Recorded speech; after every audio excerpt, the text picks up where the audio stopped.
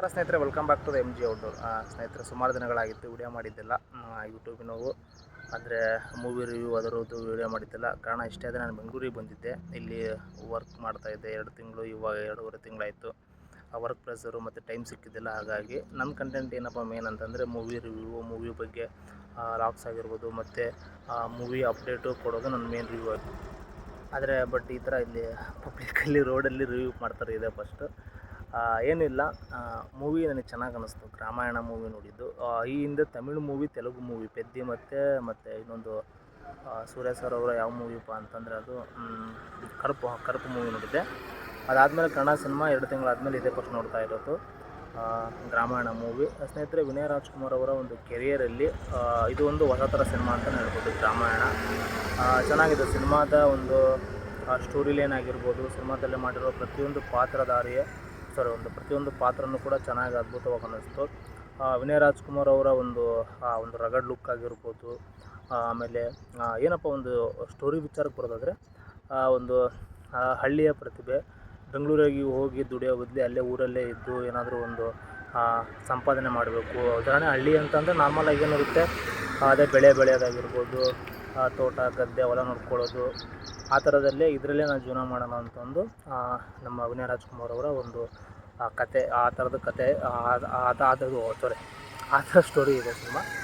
ಅದೇ ಮೇಲೆ ಹೋಗುತ್ತೆ. ಅದರಲ್ಲೇ ನಾರ್ಮಲಾಗಿ ರಾಜಕೀಯ ವ್ಯಕ್ತಿಗಳಾಗಿರ್ಬೋದು, ಅಲ್ಲಿನ ಕ್ರೀಡೆಗಳಿಗಳಾಗಿರ್ಬೋದು, ಅವ್ರಿಗೆ ತುಂಬ ಕಾಟ ಅದನ್ನು ಕೊಡ್ತಾ ಇರ್ತಾರೆ. ಆ ಥರದ ಒಂದು ಸ್ಟೋರಿ ಮುಖಾಂತರ ಸಿನಿಮಾ ಹೋಗುತ್ತೆ. ಸಿನಿಮಾದಲ್ಲಿ ವಿನಯ್ ರಾಜ್ಕುಮಾರ್ ಪರ್ಫಾರ್ಮೆನ್ಸ್ ಚೆನ್ನಾಗಿದೆ. 8 ವರ್ಷನೋ 6 ವರ್ಷ ಅಂತ ಅಂದರು ಸಿನಿಮಾನ ಮಾಡಿದ್ರು ಕೂಡ ತುಂಬ ಅದ್ಭುತವಾಗಿ ಮೂಡಿ ಬಂದಿದೆ. ನನಗೆ ಸ್ವಲ್ಪ ಇಷ್ಟ ಆಗಲಿದ್ದೇನಪ್ಪ ಅಂತಂದರೆ, ಮ್ಯೂಸಿಕ್ ವಿಚಾರದಲ್ಲಿ ಇನ್ನೂ ಕೂಡ ಸ್ವಲ್ಪ ಚೆನ್ನಾಗಿ ಮ್ಯೂಸಿಕ್ ಕೊಡ್ಬೋದಿತ್ತು.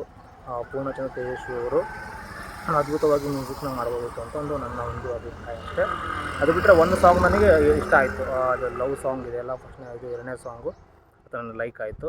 ಯಾವುದಪ್ಪ ಅಂತಂದರೆ ಆ ಸಾಂಗ್ ಹೆಸರು ಯಾವಳೋ ಇವಳು ರಾಮೇನಹಳ್ಳಿ ರಾಕೆಟು ಅಂತ ಇದೆ. ಆ ಒಂದು ಸಾಂಗು ಗುನುಗುಡುತ್ತೆ. ಅದೊಂದು ಥಿಯೇಟ್ರಿಂದ ಬರೋವಾಗ ಸ್ವಲ್ಪ ಹಾಡು ಗುನುಗುಡುತ್ತೆ. ಆಮೇಲೆ ಏನಪ್ಪ ಅಂತಂದರೆ ಸಾಂಗ್ ಆಗಿರ್ಬೋದು, ಬ್ಯಾಕ್ಗ್ರೌಂಡ್ ಸ್ಕೋರಲ್ಲಿ ವಿನಯ್ ರಾಜ್ಕುಮಾರ್ ಒಂದು ಫೈಟಿಂಗ್ ಸೀನ್ಸ್ಗಳಾಗಿರ್ಬೋದು, ಆಮೇಲೆ ಮೂವಿನ ಒಂದು ಬೇರೆ ಥರ ತಗೊಂಡು ಹೋಗೋ ಒಂದು ಫೈಟಿಂಗ್ ಸೀನ್ಸ್ಗಳಲ್ಲಿ ಬ್ಯಾಕ್ಗ್ರೌಂಡ್ ಸ್ಕೋರು ಮತ್ತು ಸಾಂಗ್ಸ್ಗಳಿಗೆ ಆದ್ಯತೆ ಕೊಟ್ಟಿದ್ದರೆ ಇನ್ನೂ ಕೂಡ ಸಿನಿಮಾ ಚೆನ್ನಾಗಿರ್ತಿತ್ತು ಅಂತ ನನ್ನ ಒಂದು ಅನಿಸಿಕೆ ಅಷ್ಟೇ. ಸ್ನೇಹಿತರೆ, ಮೂವಿ ಚೆನ್ನಾಗಿ ಅನ್ನಿಸ್ತು, ಚೆನ್ನಾಗಿದೆ. ಒನ್ ಟೈಮ್ ವಾಚ್ ಮಾಡ್ಬೋದು. ನೀವು ಕೂಡ ಯಾರ್ಯಾರು ನೋಡಿಲ್ಲ ನೋಡಿ.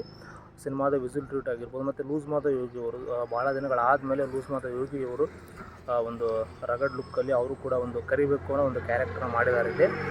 ಅದು ಕೂಡ ತುಂಬ ಒಂದು ಅದ್ಭುತವಾಗಿ ಕಾಣಿಸುತ್ತೆ. ಅವ್ರಿಗೂ ಕೂಡ ಇನ್ನೊಂದು ಸ್ವಲ್ಪ ಜಾಸ್ತಿನೇ ಒಂದು ಸ್ಟ್ರಾಂಗ್ ಆದ ಒಂದು ಕ್ಯಾರೆಕ್ಟರ್ನ ಕೊಡ್ಬೋದಿತ್ತು. ಪರವಾಗಿಲ್ಲ, ಚೆನ್ನಾಗಿ ಮಾಡಿದ್ದಾರೆ. ಸ್ನೇಹಿತರೆ, ಇದಿಷ್ಟು ನಾನೊಂದು ರಾಮಾಯಣ ಮೂವಿದ ರಿವ್ಯೂ. ಇದರಲ್ಲ ಪಬ್ಲಿಕ್ಕಲ್ಲಿ ರಿವ್ಯೂ ಮಾಡ್ತಾಯಿದ್ದೀನಿ. ಪಬ್ಲಿಕ್ ಅಂತಂದರೆ ಒಂದು ರೋಡಲ್ಲಿ. ಇನ್ಮೇಲೆ ಆದಷ್ಟು ಕನ್ನಡ ಸಿನಿಮಾಗಳನ್ನ ನೋಡೋಕ್ಕೆ ಟ್ರೈ ಮಾಡ್ತೀನಿ. ಅಂದರೆ ನೋಡೋಕ್ಕೆ ಅಂತಂದರೆ ಬೇರೆ ಸಿನಿಮಾ ಏನು ನೋಡ್ತಿರಲಿಲ್ಲ. ಕೆಲವೊಂದು ಸಿನಿಮಾಗಳು ರಿಲೀಸ್ ಆಗಿದ್ರೂ ಕೂಡ ಹೋಗ್ತಿದ್ದಿಲ್ಲ. ಅಂದರೆ ರಿಲೀಸಿಗೆ ಕೂಡ ಯಾವುದು ಆಗ್ತಿದ್ದಿಲ್ಲ. ಇನ್ಮೇಲೆ ಒಂದು ಕೆಲಸದ ಒಂದು ಬಿಡುವು ಮಾಡಿಕೊಂಡು ಸಿನಿಮಾದ ಬಗ್ಗೆ ರಿವ್ಯೂನ ಮಾಡುವಂತ ಮಾಡಿದ್ದೀನಿ. ಹಾಗಾಗಿ ಕನ್ನಡ ಸಿನಿಮಾ ನಾನು ನೋಡಿದ್ದು ರಾಮಾಯಣ. ಹಾಗಾಗಿ ಅದ್ರ ಬಗ್ಗೆ ರಿವ್ಯೂ ಮಾಡಿದ್ದೀನಿ. ಮುಂದೆ ಟಾಕ್ಸಿಕ್ ಆಗಿರ್ಬೋದು ಮತ್ತು ಮುಂದಿನ ಒಂದು ಸಿನಿಮಾಗಳು ರಿಲೀಸ್ ಕೂಡ ಅಂದರೆ ನೆಕ್ಸ್ಟ್ ವೀಕ್ ಮದರ್ ಪ್ರಾಮಿಸ್ ಇದೆ. ಅಂದರೆ ಬೇರೆ ಸಿನಿಮಾಗಳೆಲ್ಲ ರಿಲೀಸ್ ಆಗ್ತಾ ಇದೆ. ಅವನು ಕೂಡ ನೋಡೋಣ. ಅದ್ರ ಬಗ್ಗೆ ಅಪ್ಡೇಟ್ ಅಂತೂ ಕೊಡ್ತೀನಿ. ಸಿನಿಮಾ ರಿವ್ಯೂ ಆಗಿರ್ಬೋದು, ಟ್ರೈಲರ್ದು ಮತ್ತು ಸಾಂಗ್ಸು ಏನೋ ಅಪ್ಡೇಟ್ ಕೂಡ ಕೊಡ್ತೀನಿ. ಏನಿಲ್ಲ, ನಮ್ಮ ಊರಲ್ಲಿ ಇದ್ದಷ್ಟು ಇಲ್ಲಿ ಒಂದು ಫ್ರೀಡಮ್ ಇಲ್ಲ, ಅದಕ್ಕೆ ಅಷ್ಟೇ. ಕಂಟೆಂಟ್ಗಳು ಮೂವಿ ರಿವ್ಯೂ ಸಿಗುತ್ತೆ. ಹಾಗಾಗಿ ಈ ಥರ ಒಂದು ಪಬ್ಲಿಕ್ಕಲ್ಲಿ ವಿಡಿಯೋ ಮಾಡೋ ಒಂದು ಮೂಮೆಂಟ್ ಬಂದಿದೆ ಅಂತಲೇ ಹೇಳ್ಬೋದು, ಒಂದು ಪರಿಸ್ಥಿತಿ. ಸರಿ ಸರ್, ಸ್ನೇಹಿತರೆ, ಇದಿಷ್ಟು ಇವತ್ತಿನ ಒಂದು ವಿಡಿಯೋ. ನಿಮ್ಗೆ ಇಷ್ಟ ಆಗಿದೆ ಅನ್ಕೊಂಡು ಇಷ್ಟ ಲೈಕ್ ಮಾಡಿ, ಶೇರ್ ಮಾಡಿ. Thank you.